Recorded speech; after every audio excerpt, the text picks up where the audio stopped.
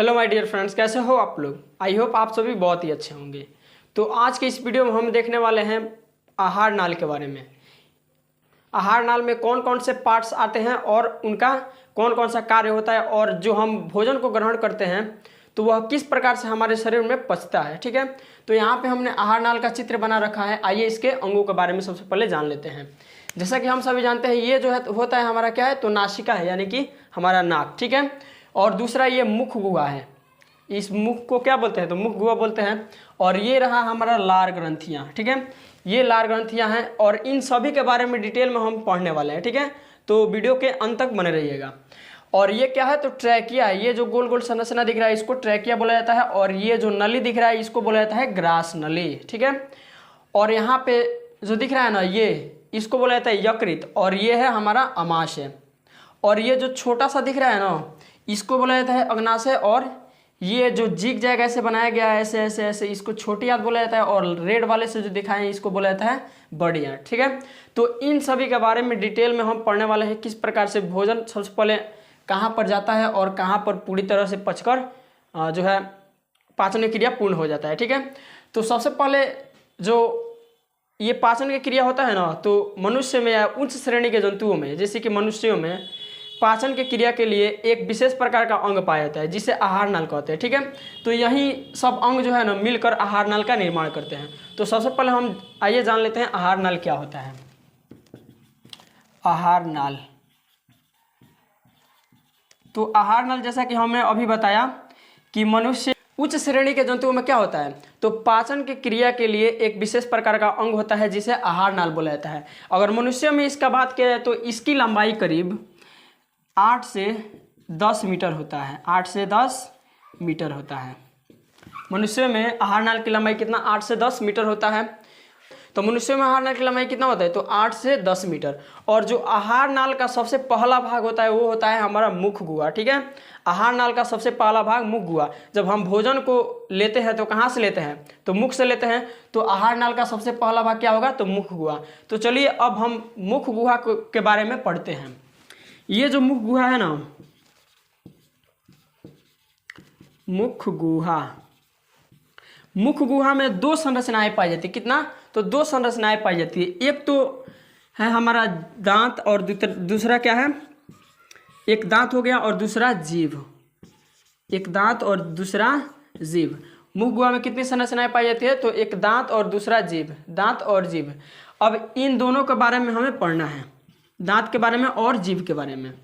तो जैसा कि हम सभी जानते हैं, एक वयस्क मनुष्य के मुख गुहा में कुल कितने दांत होते हैं, तो 32 यानी कि 32 दांत होते हैं। ठीक है, एक वयस्क मनुष्य के मुख गुहा में कितने दांत होते हैं, तो 32 दांत होते हैं।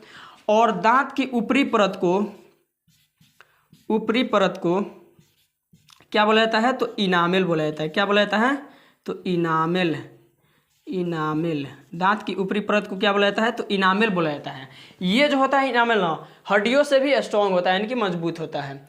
तो एक वयस्क मनुष्य के मुख गुहा में कुल 32 दांत होते हैं और दांत की ऊपरी परत को क्या बोला जाता है, तो इनामेल बोला जाता है।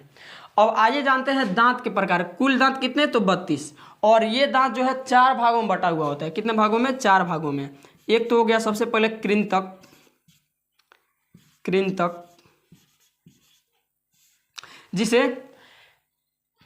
इंसाइजर इंग्लिश में क्या बोला जाता है, इंसाइजर बोला जाता है। हिंदी में क्या बोलते हैं, कृंतक, और इंग्लिश में इंसाइजर। दूसरा होता है रदनक, रदनक, इसको भेदक भी कहा जाता है। क्या, भेदक, इसको इंग्लिश में बोला जाता है केनाइन। ठीक है, कृंतक, इंसाइजर, रदनक, केनाइन। ठीक है, एक होता है हमारा चर्वनक, चर्वनक। और दूसरा क्या होता है, चौथा क्या होता है, तो अग्रचर्वनक, अग्रचर्वनक, अग्रचर्वनक होता है। ठीक है, तो इसको इंग्लिश में बोलेंगे मोलार और इसको बोला जाता है प्री मोलार। ठीक है, तो कृंतक इंग्लिश में इंसाइजर, रदनक केनाइन, चर्वनक क्या हो जाएगा, मोलार, और अग्रचर्वनक प्री मोलार। इसका काम क्या होता है कृंतक का, तो कृंतक का काम होता है काटने का, काटने का काम करता है कृंतक। ये जो आगे वाला दो दांत दिख रहा है ना, ये जो चौड़ा वाला है, कोई भी चीज़ को हम काटते हैं किस दांत से, तो आगे वाले भाग से काटते हैं। तो ये जो दांत है ना, इसको बोला जाता है कृंतक, ठीक है। आगे वाला जो भाग वाला दांत है इसको कृंतक बोला जाता है। दूसरा रदनक, इसको भेदक भी कहा जाता है। जब किसी भी चीज़ को फाड़ना होता है तो हम अपने उस चीज़ को कहाँ लाते हैं, तो ऐसे साइड मिलाकर ऐसे दाबते हैं, ठीक है। तो यहाँ पे फाड़ते हैं। तो ये जो दिख रहा है दांत ना ऐसे थोड़ा नुकीला, यही क्या होता है, तो रदनक होता है, यानी कि भेदक दांत होता है जो किसी भी चीज़ को भेदने का काम करता है। चर्वनक, ये जो होता है ना थोड़ा चौड़ा होता है।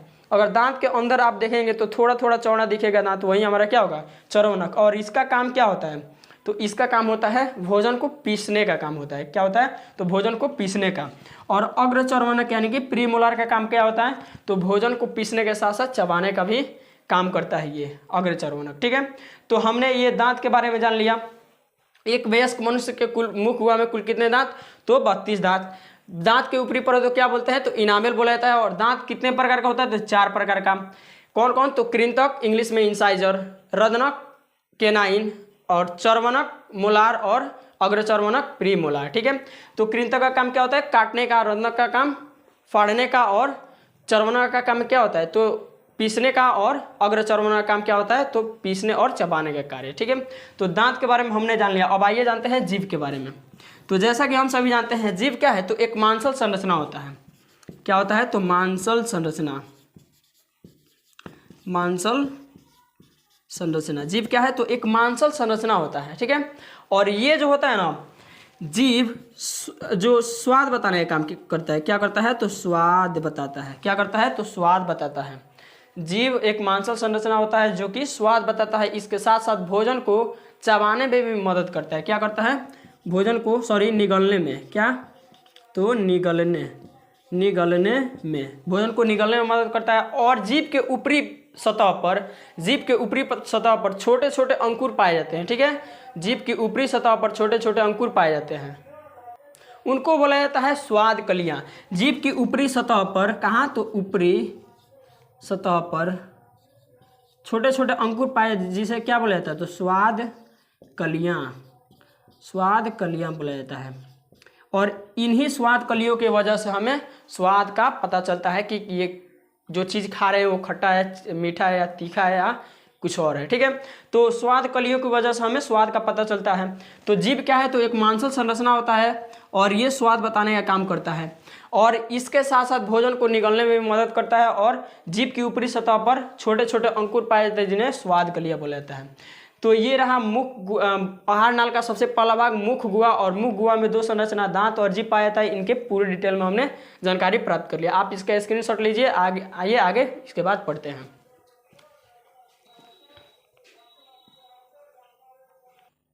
तो हमने जान लिया कि आहार नाल का सबसे पहला भाग क्या होता है, तो मुख गुहा होता है।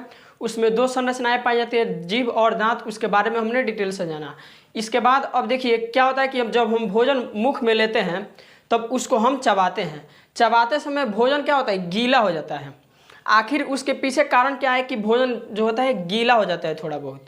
तो हमारे मुख गुहा में 3 जोड़ी लार ग्रंथियां भी पाई जाती हैं, जो जब हम भोजन को चबाते हैं उस समय लार स्रावित होता है उन लार ग्रंथियों से, ठीक है। तो वो कौन कौन सी है, तो आइए देखते हैं। यहाँ पे लिखे हैं हमने, पैरोटिड लार ग्रंथि, दूसरा सबमैंडिबुलर लार ग्रंथि, और तीसरा क्या है, तो सबलिंगुअल लार ग्रंथि। ये तीनों जो है 3 जोड़ी लार ग्रंथियां हमारे मुख गुहा के अंदर पाई जाती हैं। ये क्या है, तो लार ग्रंथियां हैं, ठीक है।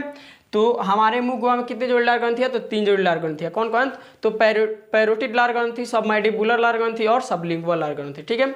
तो आइए देखते हैं इसके बाद क्या होता है। जब हम मुख में भोजन लेते हैं तो उसके बाद हमारा भोजन जो है ना कहाँ आता है, तो ग्रास नली में आता है। ग्रास नली में ये जो भाग दिख रहा है ना, ये ग्रास नली हमने वहाँ पे लिखा था। और जो गोल गोल संरचनाएं दिख रही थी उसमें उसको बोला जाता है ट्रैकिया, ठीक है। तो यहाँ पे ग्रास नली में आता है और धीरे धीरे यहाँ से भोजन क्या होता है, तो धीरे धीरे नीचे की ओर सरकता है भोजन, ठीक है। यहाँ से क्या होता है, धीरे धीरे भोजन नीचे की ओर सरकता है।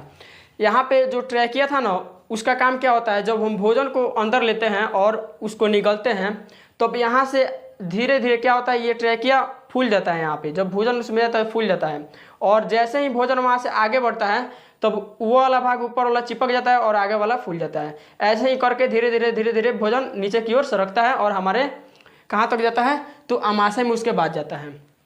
तो जो ये सब काम हो रहा था ना, फूलना और पचकना, फूलना पचकना, तो इसी को बोला जाता है कर्मा कुंचन। क्या बोला जाता है इसको, तो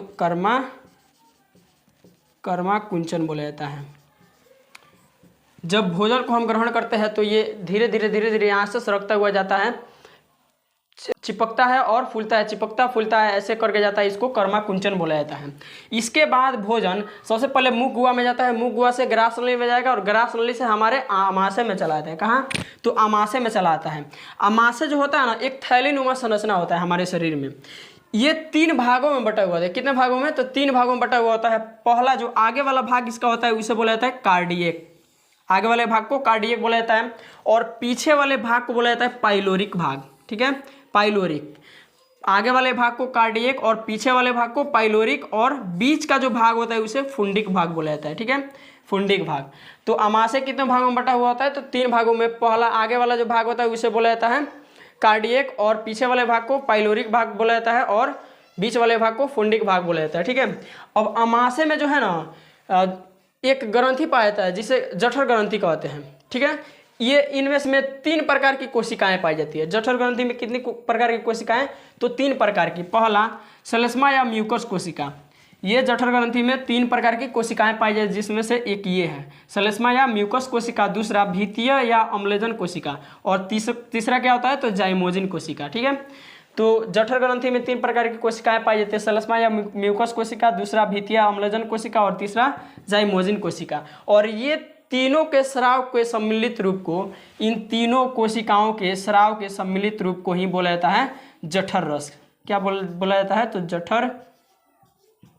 जठर रस बोला जाता है। ठीक है, तो इन तीनों प्रकार की कोशिकाओं के स्राव के सम्मिलित रूप को क्या बोलेंगे, जठर रस। और ये जठर रस जो होता है ना, एक व्यक्ति में जठर रस कहाँ होता है, तो आमाशय में स्रावित होता है। ठीक है, और एक व्यक्ति में प्रतिदिन 3 लीटर जठर रस का स्राव होता है। कितना, तो 3 लीटर जठर रस का स्राव प्रतिदिन होता है व्यक्तियों के शरीर में, यानी कि आमाशय में। ठीक है, तो हमने जाना कि जठर रस में 3 प्रकार की कोशिकाएं पाई जाती है और इनसे स्रावित होता है, उनके सम्मिलित रूप को जठर रस बोला जाता है। और ये प्रत्येक व्यक्ति में प्रतिदिन क्या होता है, तो 3 लीटर जठर रस का स्राव होता है। इसमें जो है ना, जठर रस में जो है HCl, श्लेष्मा या पेप्सिनोजेन, यही सब स्राव होता है। ठीक है, इनमें जो कोशिकाएं हैं ना जठर रस की, इनमें से क्या क्या स्राव होता है, तो हाइड्रोक्लोरिक अम्ल HCl यानी कि हाइड्रोक्लोरिक अम्ल, श्लेष्मा का भी स्राव होता है, और पेप्सिनोजेन का स्राव होता है। ये जो होता है ना HCl, इसका काम क्या होता है, तो भोजन के साथ जो भी जीवाणु हमारे शरीर के अंदर प्रवेश करते हैं उनको खत्म करता है, उसके साथ साथ भोजन को अम्लीय बनाता है। ठीक है, क्या करता है, भोजन को तो अम्लीय बनाने में मदद करता है ये हाइड्रोक्लोरिक अम्ल।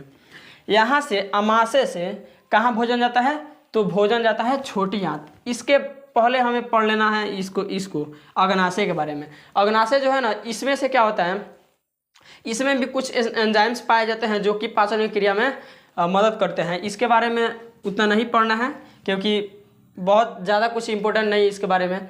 तो इतना जानिए कि इसमें से कुछ एंजाइम्स स्रावित होते हैं और उनसे क्या होता है, पाचन क्रिया में सहायता करते हैं। इसके बाद भोजन कहाँ जाता है, तो छोटी आंत में आता है। सबसे पहले मुख में जाता है, मुख से ग्रास नली में, ग्रास नली से आमाशय में, और आमाशय से छोटी आंत। छोटी आंत जो होता है ना, आहार नाल का सबसे लंबा भाग होता है। आहार नाल का सबसे लंबा भाग क्या है, तो छोटी आंत। ठीक है, ये 3 भागों में डिवाइड हुआ होता है। पहला भाग जो है ग्रसनी कहलाता है, दूसरा जेजुनम, और ये इलियम। ग्रसनी, जेजुनम, इलियम, ग्रसनी, जेजुनम और इलियम 3 भागों में बटा हुआ है। इसमें जो है पाचन की क्रिया पूर्ण होती है। छोटी आंत में ही पाचन का क्रिया पूर्ण होता है। अगर आपसे क्वेश्चन पूछे कि सबसे आहार नाल का सबसे लंबा भाग क्या होता है, तो छोटी आंत, और पाचन की क्रिया कहाँ पर पूर्ण होती है, तो छोटी आंत में होती है। छोटी आंत के कितने भागों में बटा हुआ होता है, 3 भागों में। कौन कौन, ग्रहणी, जेजुनम और इलियम। ठीक है, तो आइए देखते हैं आगे। इसके बाद ये यकृत जो है ना, ये भी सहायता प्रदान करता है पाचन की क्रिया में। ये इसको देखा जाए तो ये शरीर का सबसे बड़ा ग्रंथि है। शरीर की सबसे बड़ी ग्रंथि कौन सी है, तो यकृत। ठीक है, इसका भार जो होता है ना 1.5 kg के आसपास होता है। ठीक है, यानी 1.5 kg के लगभग में 1.5 kg होता है। इसमें से जो होता है पीत रस का स्राव होता है। यकृत से किसका स्राव होता है, तो पीत रस का स्राव होता है, जो भोजन को यहाँ से आमाशय से जो भोजन अम्लीय हुआ होता है HCl के कारण से, उसको ये क्षारीय बनाने में मदद करता है। यहाँ से पित्त रस जो है भोजन को क्षारीय बना देता है। ठीक है, यहाँ पर कहाँ, तो यकृत से स्रावित होता है और भोजन को क्षारीय बनाता है। इसके बाद भोजन कहाँ जाता है, तो पचा हुआ भोजन कहाँ जाता है, तो बड़ी आंत में जाता है और बड़ी आंत में ही जल का अवशोषण हो जाता है। वहाँ पे बड़ी आंत में जाने के बाद उसमें से जो जल होता है उसका छटाई हो जाता है और वहाँ से अवशिष्ट पदार्थ जो होता है वो बाहर निकलता है। और बड़ी आंत का भी दो प्रकार भाग होता है, एक को कोलन बोला जाता है, दूसरा मलाशय या रेक्टम बोला जाता है। ठीक है, तो इस प्रकार से जो है ना पाचन की क्रिया पूर्ण होती है हमारे शरीर में। सबसे पहले हम भोजन ग्रहण कहाँ करते हैं, तो मुख में ग्रहण करते हैं। उसके बाद भोजन हमारा ग्रास नली में आता है। ग्रास नली से कहाँ जाता है, तो अमाशय में जाता है और अमाशय से कहाँ, तो छोटी आंत और छोटी आंत से बड़ी आंत में जाता है। इस प्रकार से ये सभी जो है पाचन की क्रिया में अंग भाग लेते हैं और इनके बारे में हमने डिटेल से जान भी लिया। तो आप इसका स्क्रीनशॉट लीजिए और अब वीडियो अच्छा लगा हो तो दोस्तों के पास शेयर करना ना भूलिएगा और चैनल को सब्सक्राइब भी जरूर कर लीजिएगा।